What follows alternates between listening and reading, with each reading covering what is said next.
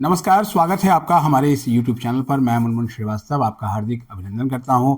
Due के school of open learning के first, third, fifth और सेवन्थ सेमेस्टर के स्टूडेंट्स के एडमिट कार्ड आ गए हैं और एडमिट कार्ड आने के साथ ही एग्ज़ाम को लेकर स्ट्रेस बढ़ गया है। जिनकी तैयारी है वो भी स्ट्रेस में है और जो तैयार नहीं है वो तो स्ट्रेस में है ही। आप स्क्रीन पर देख सकते हैं, मौजूद हैं डॉक्टर नुपुर गोसाई, जो कि एसओएल में ही साइकोलॉजी की प्रोफेसर हैं और जानी मानी जो है वो काउंसलर भी हैं। इनसे हम जानेंगे और साथ में समझेंगे ड्यू सोल के एडमिट कार्ड को, खासतौर पर ये फर्स्ट ईयर के स्टूडेंट्स के लिए बहुत इंपॉर्टेंट है। स्वागत है नुपुर जी हमारे चैनल पर। Thank you Munmun ji. Ma'am, पहला सवाल यह है कि एग्जाम आ गए हैं, एडमिट कार्ड आ गए हैं, कुछ बच्चों के अभी तक नहीं आए हैं जब तक हम ये बात कर रहे हैं, जी तो आपको लग रहा है किस तरह का स्ट्रेस इस समय हो रहा है स्टूडेंट्स को?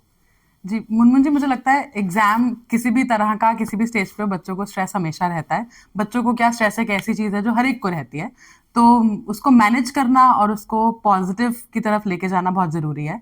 तो अभी जो बच्चे हमारे एसओएल के इस बारी पहला एग्जाम देंगे, उनके लिए कुछ बेसिक चीज़ें आप अगर देखें, आप एडमिट कार्ड के अंदर काफ़ी सारी चीज़ें, इंस्ट्रक्शंस क्लियर हैं। बच्चे जनरली आमतौर पे इंस्ट्रक्शंस पढ़ते नहीं हैं। एडमिट कार्ड देखने के बाद वो सीधा पेपर देने अपने सेंटर पे पहुंच जाते हैं। पर ये इंस्ट्रक्शंस उन बच्चों के लिए हैं कुछ हद तक जो उनके सवाल हैं कि हमारा पेपर कैसे होगा, कहाँ होगा, क्या लेके जाना है, क्या नहीं लेके जाना है।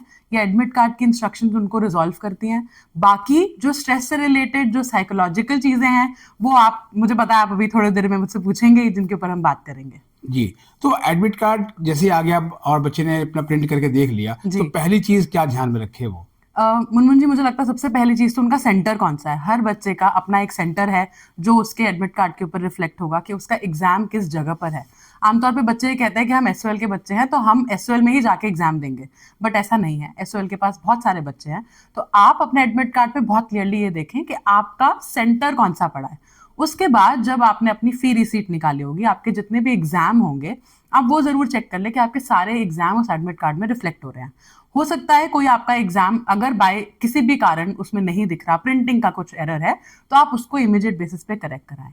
उसके बाद जब आपका जिस दिन पेपर है, आप अपने पेपर वाले सेंटर पे पहुंचे, अपनी टाइमिंग जरूर देखें। कुछ बच्चों के हो सकता है टाइमिंग्स सुबह के हों, कुछ बच्चों के शाम के हों। अपने टाइमिंग के अनुसार अपने सेंटर पे कोशिश कीजिए आप आधे घंटे पहले वहां पहुंच जाएं, क्योंकि हर सेंटर पे जब आप घुसेंगे, आपके पास अलग अलग कमरे हैं। आप पहली बार उस सेंटर पे जा रहे हैं, आपको नहीं पता कि वो सेंटर में कहाँ कमरा है, किस जगह जाना है। आपका टाइम वेस्ट हो सकता है, आपका स्ट्रेस तब और बढ़ेगा ही।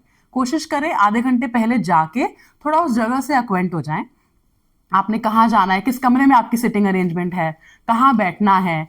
ये ध्यान रखें कि आपके बैग्स जनरली आप रूम के अंदर नहीं ले जा सकते, वो अलाउड नहीं होते। तो आप कोशिश करें कोई भी ऐसी वैल्यूएबल, ऐसी कोई ज़रूरी चीज़ जो आपको साथ में रखनी है वो अवॉइड करें। अपना फ़ोन अपने बैग में आप रखेंगे और फिर आप बाहर रखेंगे। कोशिश कीजिए नहीं लेके जाएं तो बहुत अच्छा है, ताकि आपको टेंशन नहीं हो कि बाहर मेरा फ़ोन है, कोई ले ना जाए, कहीं चला ना जाए। तो ये बेसिक इंस्ट्रक्शन है जिनका आप ध्यान रखें। अपने पेपर पे जब आप पेपर देने बैठें, जब आपके पास आपकी आंसर स्क्रिप्ट आएगी, उस पे इंस्ट्रक्शंस बहुत अच्छे से पढ़ें।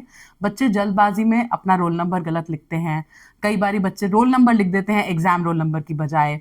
कई बारी बच्चे अपना सब्जेक्ट पूरा नहीं लिखते, कोर्स नहीं लिखते, जिनकी वजह से आगे भी दिक्कत आ सकती है। तो अपनी इंस्ट्रक्शंस तरीके से लिख के, अपना serial number of question paper note करके, जनरल इंस्ट्रक्शन आपको आपके एग्जाम सेंटर में मिलेगी, बट कोशिश करें कि आप अपने क्वेश्चन पेपर पे कुछ भी नहीं लिखेंगे, क्योंकि वो अनफेयर मीन्स माना जाता है।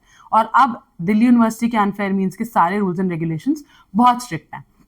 आपके साथ कुछ नहीं होना चाहिए, आपके एडमिट कार्ड पे कुछ नहीं लिखा होना चाहिए कि आपने कुछ अपने नोट्स उसी पे बना लिए। गलती से भी ऐसा हो तो आप ही के लिए तकलीफ होगी। ये कुछ बेसिक इंस्ट्रक्शंस है जो मुझे लगता है हर बच्चे को ध्यान में रखनी चाहिए। जी, ये बात तो रही एडमिट कार्ड की, और फिर जैसा कि आपने कहा भी था, हम आ जाते हैं उसी पे, जिन्होंने कुछ नहीं पढ़ा और जिन्होंने बहुत कुछ पढ़ा है। किस तरह का स्ट्रेस आप देखते हैं एग्जाम के टाइम में?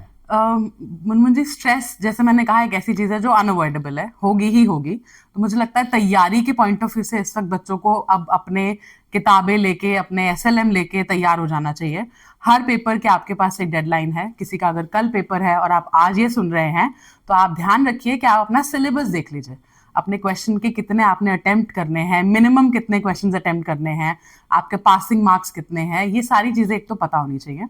दूसरा, जनरली ऐसे बोला जाता है स्ट्रेस आप पॉजिटिव भी कर सकते हैं। स्ट्रेस एक ऐसी चीज है जो आप यू स्ट्रेस यानी कि पॉजिटिव स्ट्रेस में बदल सकते हैं। आप तैयारी अपनी टाइम से करें, गोल सेटिंग अच्छे से करें। जनरली हम कहते हैं ऐसे स्मार्ट गोल्स आपको रखने चाहिए, यानी कि आपका गोल बहुत स्पेसिफिक हो, मेजरेबल हो, अचीवेबल हो, रियलिस्टिक हो, टाइम बाउंड हो। आपको पता हो कि आप आज बैठे हैं, आपका पेपर 4 दिन बाद है, आप कितना पढ़ सकते हैं आपको अच्छे से पता है।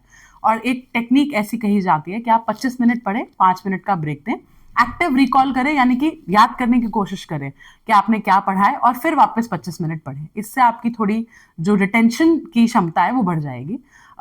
हम आजकल रील्स के ज़माने में हैं, तो आप भी समझेंगे कि हम इतनी जल्दी रील्स स्क्रॉल जी। करते हैं कि हमारा अटेंशन स्पैन वैसे ही कम हो रहा है। लेकिन बच्चों को इस वक्त जब पेपर देना है, तो आपको 1 नंबर का पेपर नहीं आता, आपको पेपर आता है 90 का, 75 का। तो आपको लिखना भी 20-20, 15-15 मार्क्स का है। हर एक बच्चे के मन में सवाल होता है कितना लिखना चाहिए। तो एज अ टीचर तो मैं ये बोलूंगी कि आपको जितना उस सवाल के बारे में आता है, आप उस सवाल का एक तरह से ब्रेक डाउन कर लीजिए। आपसे अगर कुछ सवाल पूछा है कि व्हाट इज ऑर्गेनाइजेशन, तो आप उसे तोड़िए कि ऑर्गेनाइजेशन को कैसे डिफाइन करेंगे, कुछ एग्जाम्पल दीजिए, अपना वे लिखिए। मतलब एक किसी ऐसे को समझाना कि मुझे आता है इसके बारे में सब कुछ, वो ज्यादा जरूरी है, रादर देन आपने जो रटा है उसी को आप सिर्फ रेप्लिकेट कर दें। तो आपकी तैयारी मुझे लगता है आप बहुत अच्छे से कर पाएंगे अगर आपने थोड़ा प्लानिंग से चले हैं।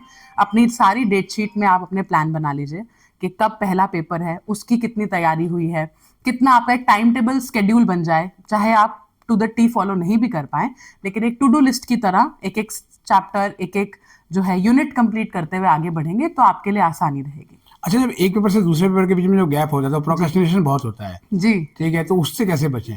प्रोक्रेस्टिनेशन को बचने का तो मेरे हिसाब से सबसे अच्छा तरीका है कि आप अपना, जैसे मैंने कहा, टू डू लिस्ट बनाइए। जब आपको पता रहेगा तो हम कहते हैं कि आप 4 चीज़ों में अपने काम को डिवाइड कीजिए। एक वो जो बहुत अर्जेंट है और जो इम्पोर्टेंट भी है, यानी कि जिसकी अभी ज़रूरत है करने की।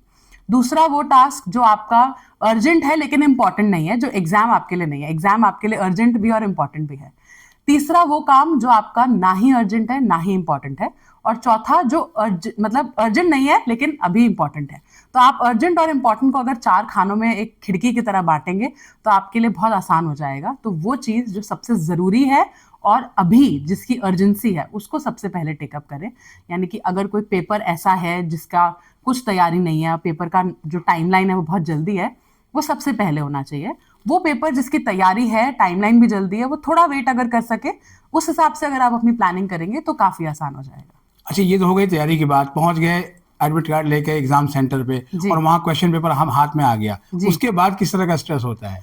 सबसे पहला तो यही कि आपको याद नहीं आता बच्चों में, आखिर जनरली हमने यही देखा है, बच्चे भूल जाते हैं कि जब लिखने की बारी आती है तो रिकॉल बहुत मुश्किल हो जाता है। उसको करने के लिए भी तरीके हैं। जब आप पढ़ रहे हो, आप जब भी कोई किताब खोलें, कोई एक टॉपिक या कोई थ्योरी शुरू करें, कोशिश करें उसे किसी चीज़ के साथ एसोसिएट करने की। यानी कि कोई भी, जनरली हम इसे चंकिंग का मेथड कहते हैं, आप उसे किसी भी चीज़ से अगर एसोसिएट कर लेंगे, रिलेट कर लेंगे कि आपके आसपास कोई चीज़ हो रही है और आप वो पढ़ रहे हैं, तो पेपर देने के टाइम आपको वो चीज़ जब याद आ जाती है तो ऑटोमेटिकली आपको उसके कॉन्टेक्स्ट की, उस टाइम पे पढ़ी हुई चीज़ें भी ध्यान आती हैं। लेकिन जो आपने कहा कि जब पेपर देते वक्त भूल जाएं, तो मुझे ऐसे लगता है बच्चे एक मिस्टेक जो करते हैं, शॉर्ट नोट सबसे आखिरी में करते हैं। मेरे अकॉर्डिंग मेरा मानना है शॉर्ट नोट बच्चे को सबसे पहले करना चाहिए। जब हम डिवाइड करते हैं, शॉर्ट नोट 10 नंबर का है, लेकिन आप जनरली उसमें, अगर मैं 90 मार्क्स के पेपर के अकॉर्डिंग देखूँ, आप 3 अटेम्प्ट करते हैं। यानी कि शॉर्ट नोट का सवाल 30 नंबर का है। तो अगर आप शॉर्ट नोट के टाइम तक, हम क्या है, हमारा टाइम ऐसा डिवाइड नहीं कर पाते कि शॉर्ट नोट तक हमारे पास समय भी बचे, तो हम बहुत छोटा छोटा लिख के उसे छोड़ देते हैं। लेकिन आप उसे एक 30 मार्क्स के इंपॉर्टेंट चंक की तरह अगर ट्रीट करेंगे और वो पहले कर लें, तो आपका काफी समय बच जाएगा। फिर आपके पास 3 घंटे का समय है, आप डिवाइड कीजिए कितने क्वेश्चन अटेम्प्ट करने हैं और कितना समय मुझे देना है। बच्चा सबसे पहली मिस्टेक करता है, पहले सवाल को कम से कम 45 से 40 मिनट लेके जाता है, और उसमें आप टाइम मैनेज नहीं कर पाते कि आगे आने वाले सवाल जो आपको आते भी हैं, जो जरूरी भी हैं, वो हम नहीं लिख पाते। तो मुझे लगता है टाइम मैनेजमेंट, जैसे ही बच्चा पेपर खोले, वो ये देखे कि कितना ज्यादा पेपर आता है मुझे, किसमें मुझे ज्यादा मेहनत करनी पड़ेगी, उसको बाद में रख के पहले जितनी चीजें आती हैं उसको अटेम्प्ट करके, लेकिन शॉर्ट नोट पे फोकस दे। चलते चलते आज का एक लास्ट सवाल। एक जी। पेपर के बीच बाद दूसरा पेपर जब आता है तो पहले पेपर का डिस्कशन शुरू हो जाता है कि हमने ये गलती कर दी, ये छोड़ दिया था। जी। इससे कितना असर पड़ता है दूसरे पेपर पे? बहुत असर पड़ता है। हम जनरली इस अपने जो सोशल लोफिंग में आ जाते हैं ना, आसपास जो लोग कह रहे हैं उनके उनके बहकावे में आ जाते हैं। मुझे लगता है जो हो गया उसके ऊपर अभी तो आप कुछ नहीं कर सकते, उसको आप साइड रखिए। वो पेपर खत्म हुआ, आप लगाइए टाइम उसको रिविजिट करने के लिए, लेकिन उसमें से अपनी गलतियां ढूंढिए कि मैंने कैसे तैयारी करी, और आपको खुद समझ में आ जाएगा कि क्या चीज रह गई जिसको अगर मैं अगले पेपर में कवर कर लूं तो मेरे लिए बेटर होगा। तो सिर्फ अपने लिए अपने थॉट्स को रिविजिट कीजिए और फिर अगले पेपर की तैयारी कीजिए। जी, बहुत बहुत धन्यवाद नुपुर जी, इतने आसान शब्दों में स्टूडेंट्स को गाइड करने के लिए, उनका स्ट्रेस दूर करने के लिए। कुछ और सवालों के साथ फिर आपके पास हाजिर होंगे। बिल्कुल, thank you Munmun ji, all the best to all the students.